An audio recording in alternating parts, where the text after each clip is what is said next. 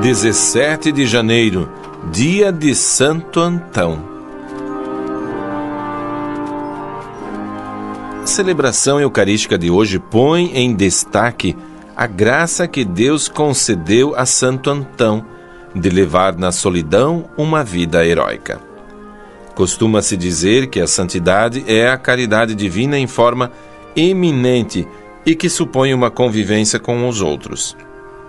Contudo, o santo que hoje a Igreja celebra, desde o século IV, como uma das figuras mais populares da história dos santos, amou a solidão como forma de amor a Deus, serviço pela oração e bom exemplo para o próximo.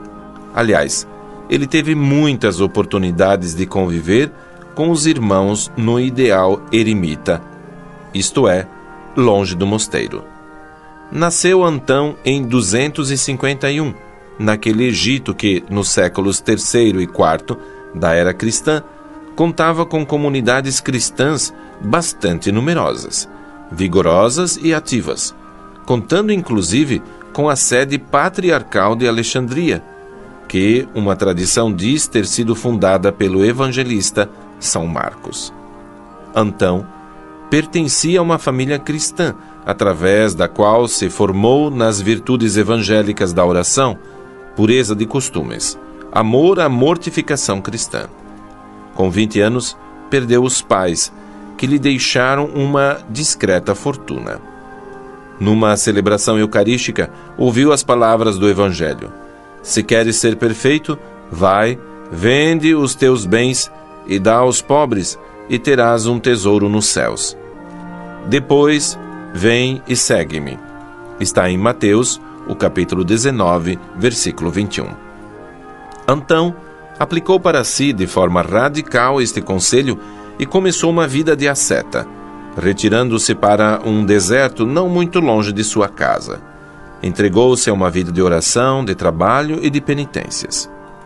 Desde os primeiros tempos do cristianismo, mesmo na época apostólica, começou a manifestar-se em certos cristãos o desejo de praticar os conselhos evangélicos no retiro e na solidão.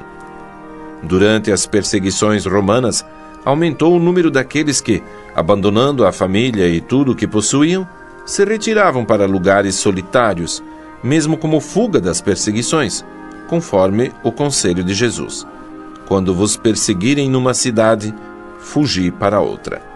Mas tratava-se de casos isolados.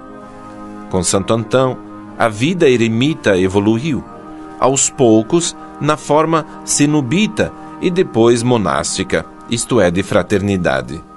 De fato, vendo-se muito procurado, mudou sua habitação mais para o interior do deserto, estabelecendo-se numa gruta abandonada. Mesmo assim, a fama de sua santidade atraiu-lhe admiradores e seguidores. Seus discípulos viviam uma forma embrionária de vida comunitária. Cada qual tinha sua cabana isolada, mas viviam sob a direção espiritual de Santo Antão.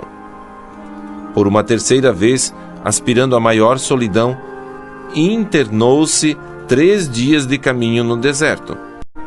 Viveu então 18 anos ininterruptos de solidão. A experiência do deserto, escolhida por Antão, foi uma forma de ascese cativante, seguida por muitos outros discípulos, tanto no Egito como na Ásia Menor. Contudo, mesmo na solidão, Antão foi procurado pelo clero e por magistrados em busca de conselho ou de consolo. Ele não se sentia alheio às lutas que afligiam a igreja do seu tempo. Visitou Alexandria durante a perseguição de Diocleciano, a fim de consolar e fortalecer os cristãos na fé, e, mais tarde, tomou a defesa do bispo de Alexandria, Atanásio, perseguido e caluniado pelos arianos. Esta vida eremita não ficou isenta de provações e tentações. Antão recorria às armas da oração, da confiança em Deus e se entregava à penitência. Sentindo a morte se aproximar, chamou seus discípulos e lhes dirigiu os últimos conselhos. Lembrai-vos dos meus ensinamentos e do meu exemplo.